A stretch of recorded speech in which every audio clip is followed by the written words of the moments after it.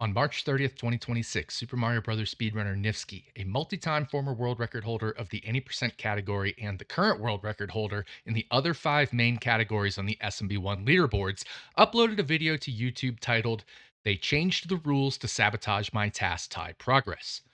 In that video, which I've linked in the description below, Nifsky outlines the following allegations.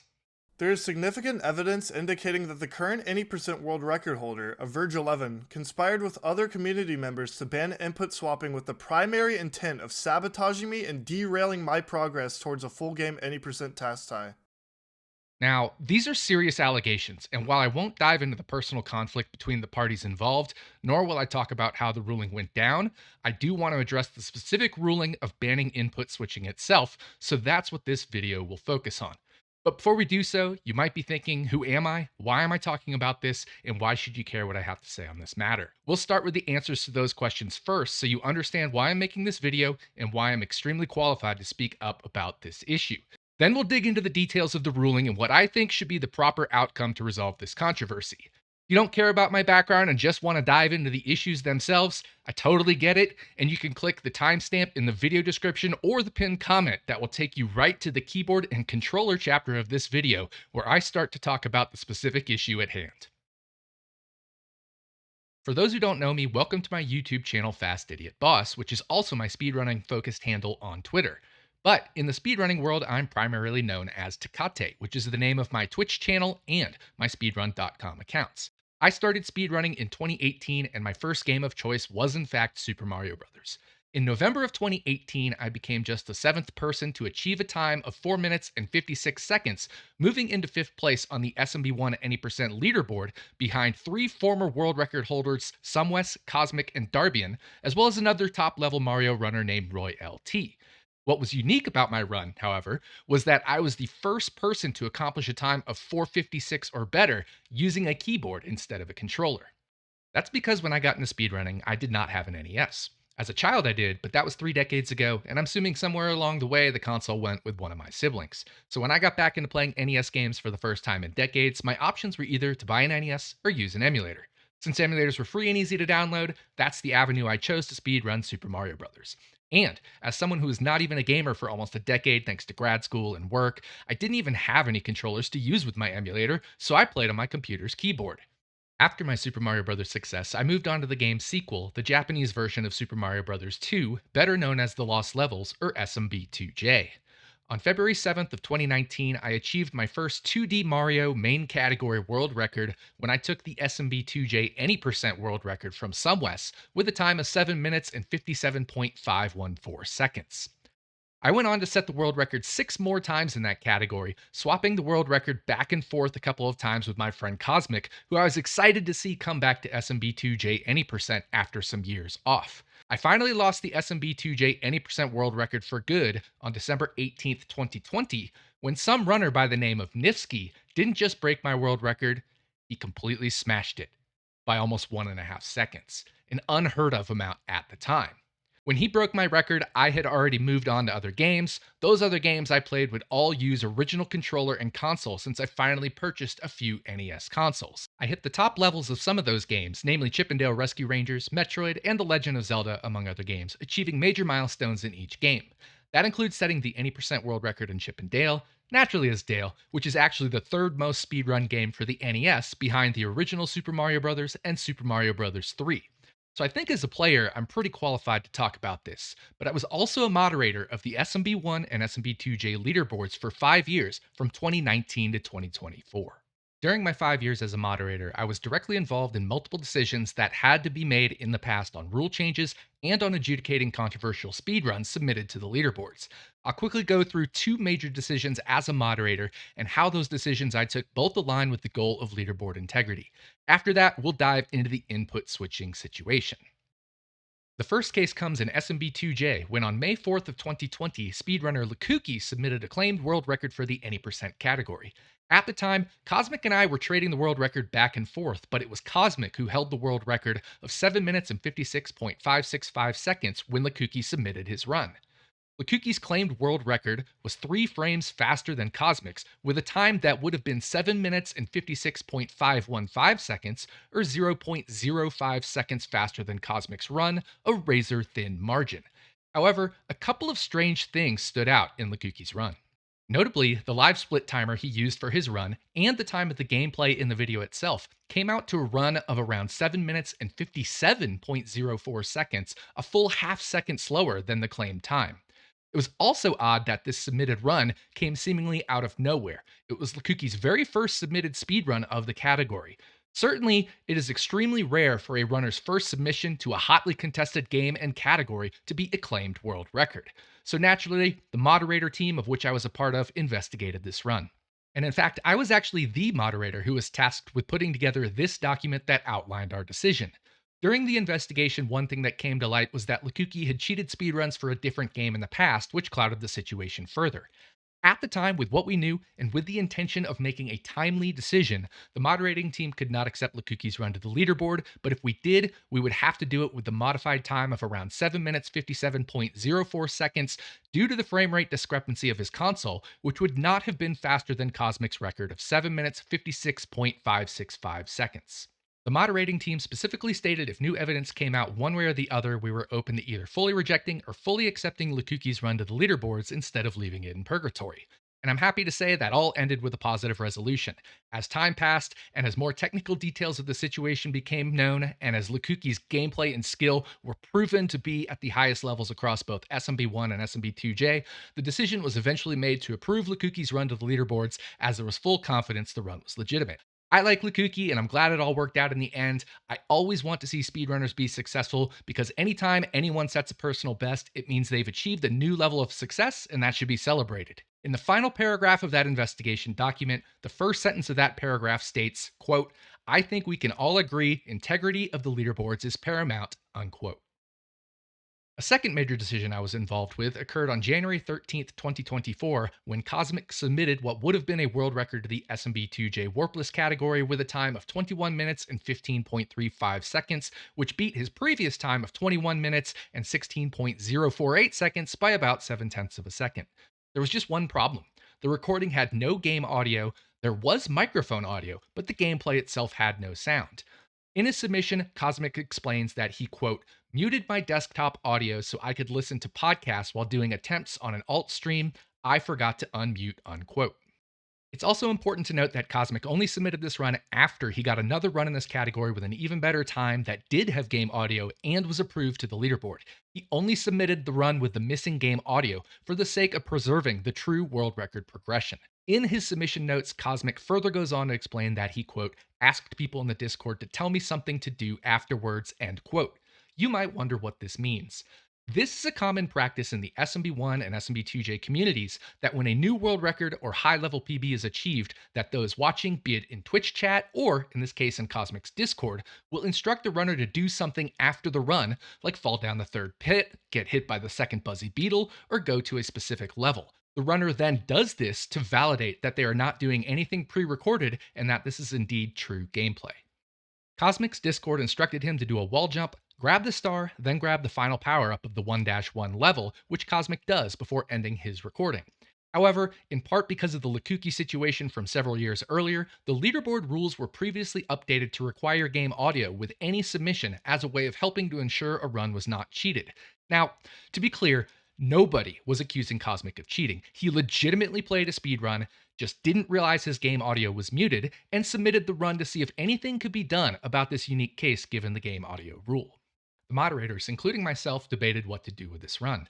By the letter of the law, the run should have been rejected as it did not meet the rule set at the time around game audio.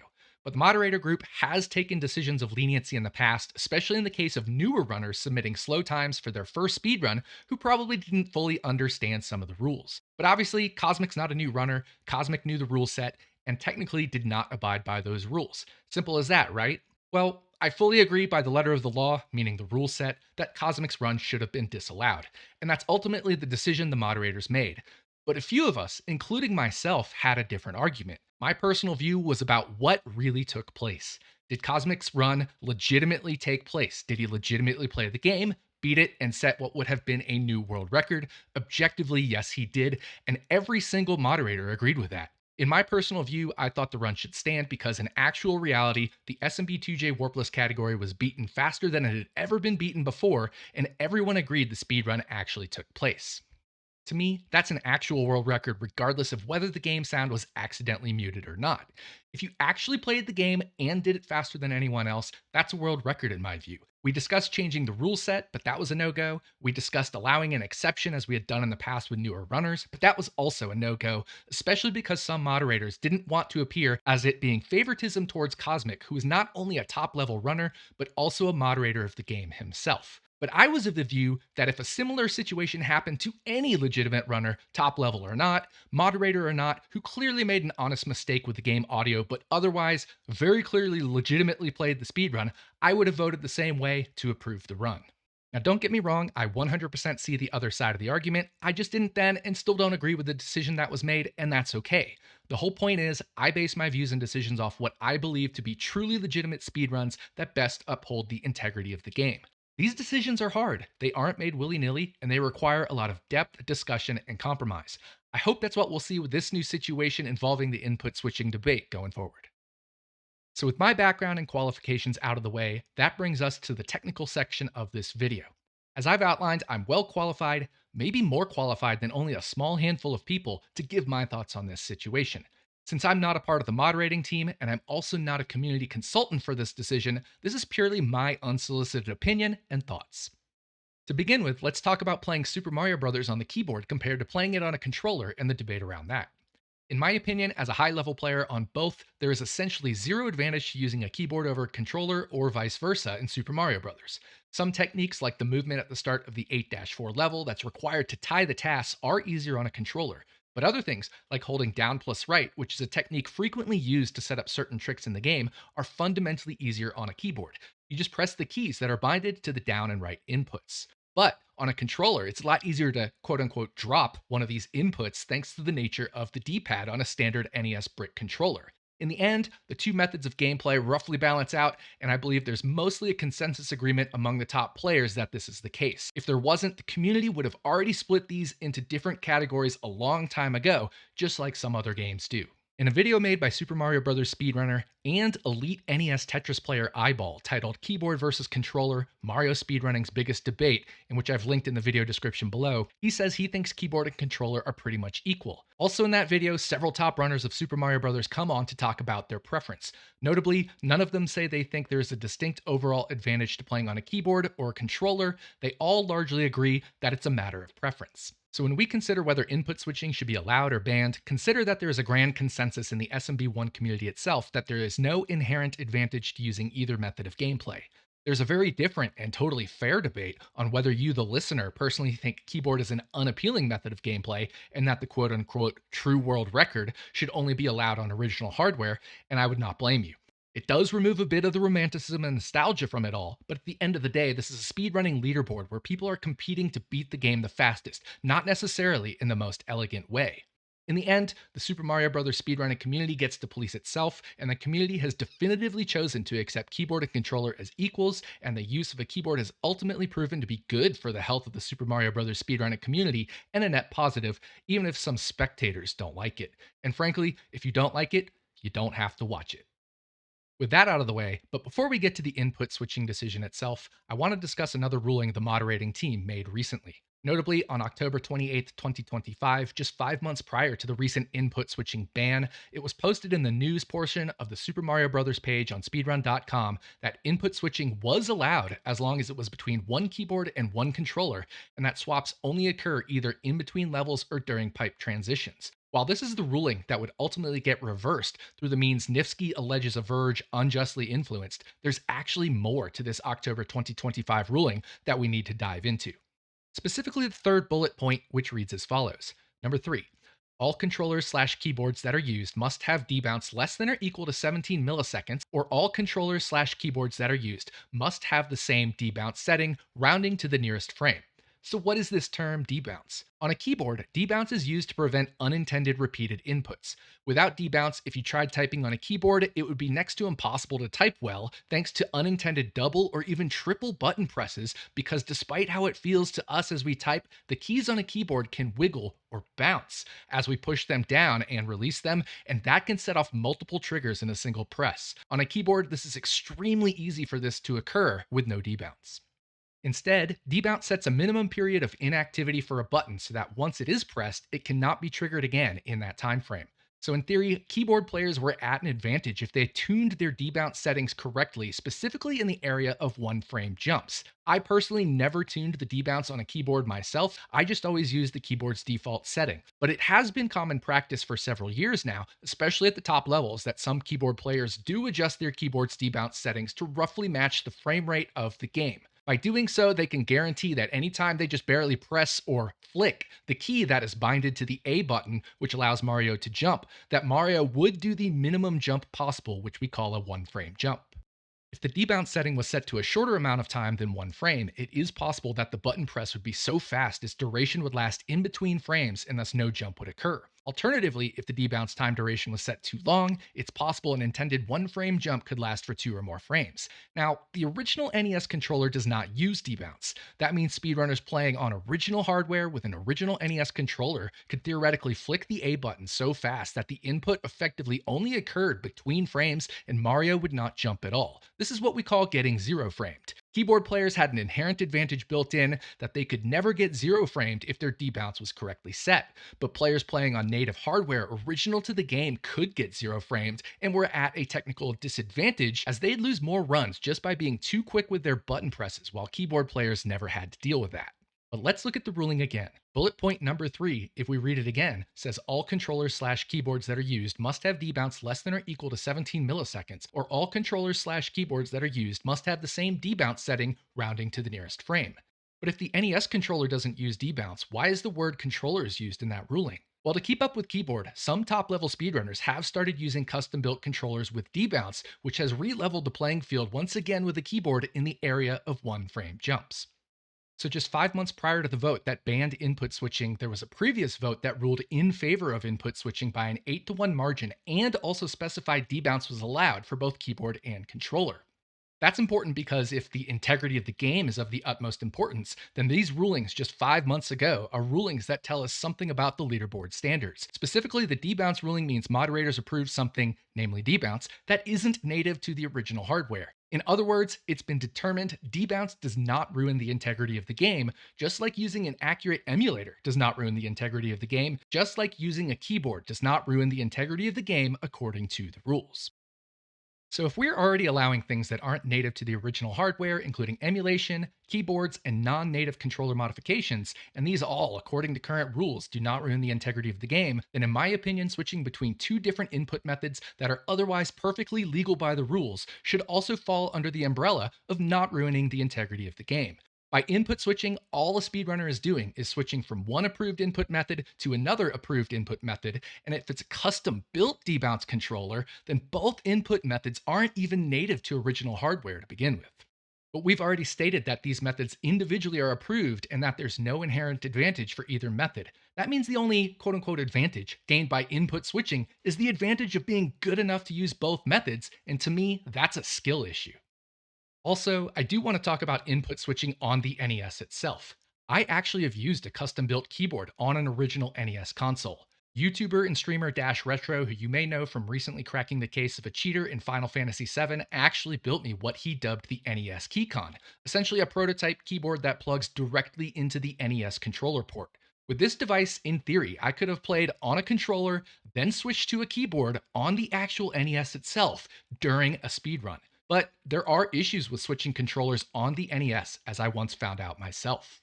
See, when I started learning Metroid for the NES, I wanted to use two controllers, one for hand comfort for most of the run, and one for the highly technical sections where I needed more precise D-pad inputs.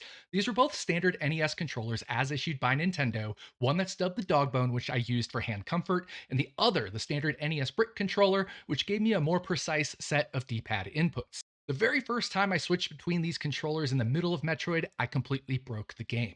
I instantly unlocked every single power up in the game simply by switching controllers, then taking a death. No beating Ridley or Kraid, no traversing the whole map, no entering in a passcode, just switching controllers and then dying got me every power up in the game.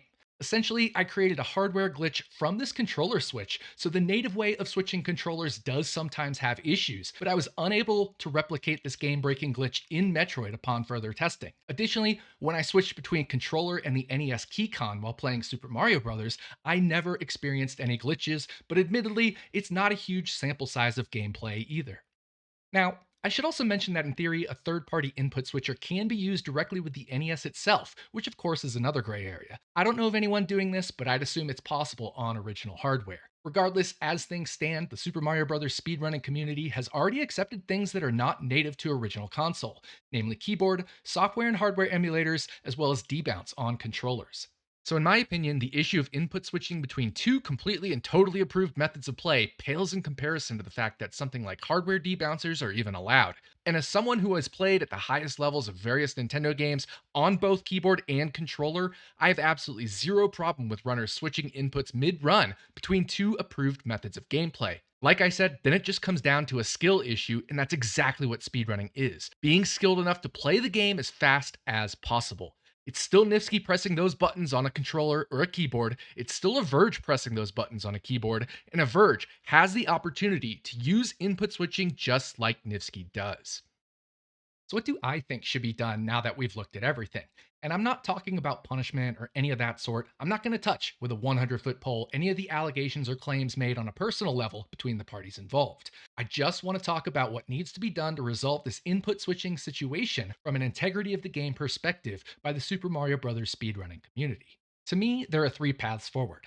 The first path is the clearest path forward, but also maybe the most controversial, although I think all three paths have their own merits and drawbacks. I'll call the first path the free for all path. If we're allowing emulators, keyboards, and debounce modified controllers, then input switching absolutely falls within this realm of integrity. Nothing that is done by input switching is any more harmful to the spirit of the game or the integrity of the leaderboards than other things that are already approved. It's clear through the use of input switching, it's still a skill based means of playing the game, and if you are input switching, you would actually need to be skilled on both sets of inputs. With the original Nintendo now over 40 years old, but with so much technology available to make Super Mario Bros. Speedrunning more accessible, we need to be doing what we can to allow more players to play this incredibly popular and ever loved game. If that includes creating new controllers through technology advances or new approved means of playing the game itself, I believe that's fantastic for the game. In that case, make it an all out technology advancement war, but one that's still completely skill based in the end. I'd be totally fine with that.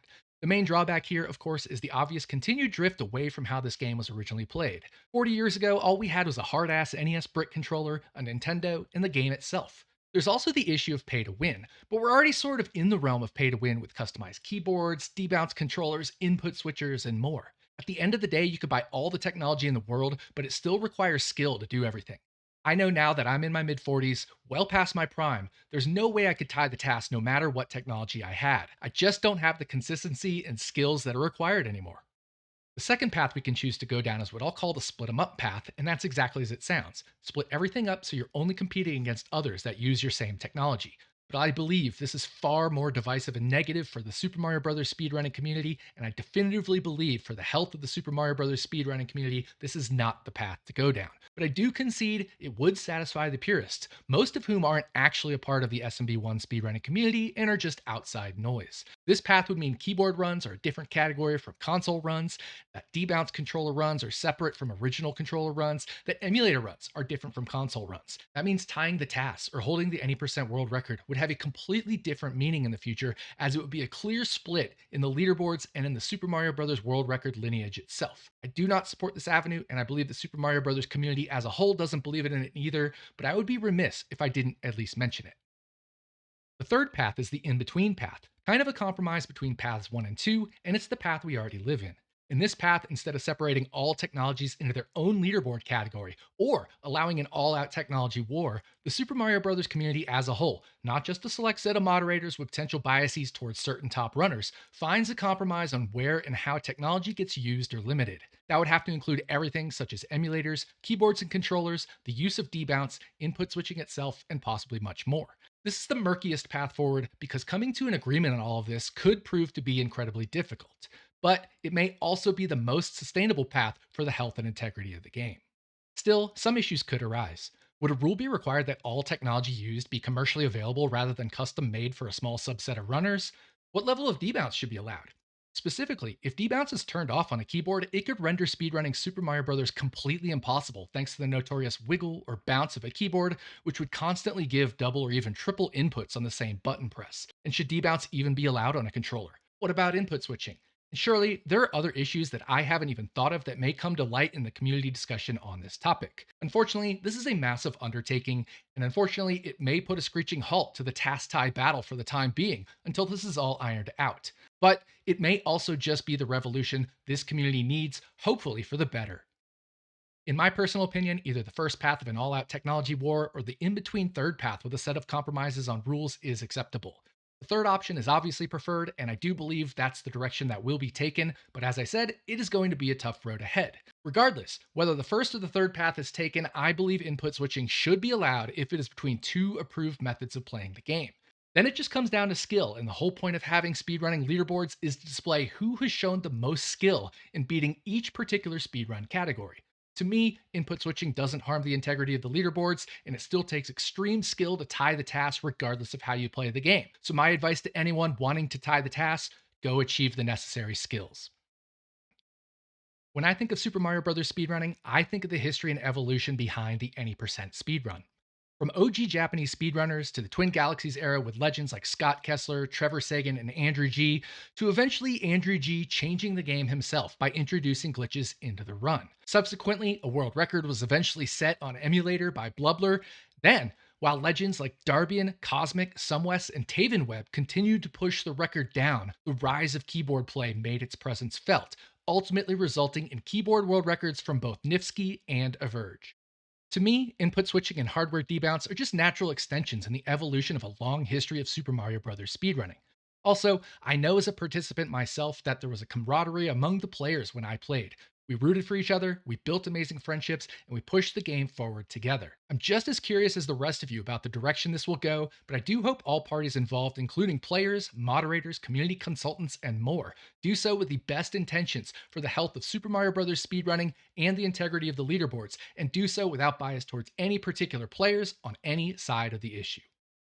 As a longtime fan of the game, speedrunner of the game, and former moderator of the game, I have a vested interest in these upcoming decisions because the integrity of the leaderboards is paramount to me as someone who's rooting for literally anyone to one day tie the task. I'm rooting for Niski to do it, I'm rooting for Averge to do it, and I'm rooting for all the other runners with this as their goal to one day achieve that goal themselves.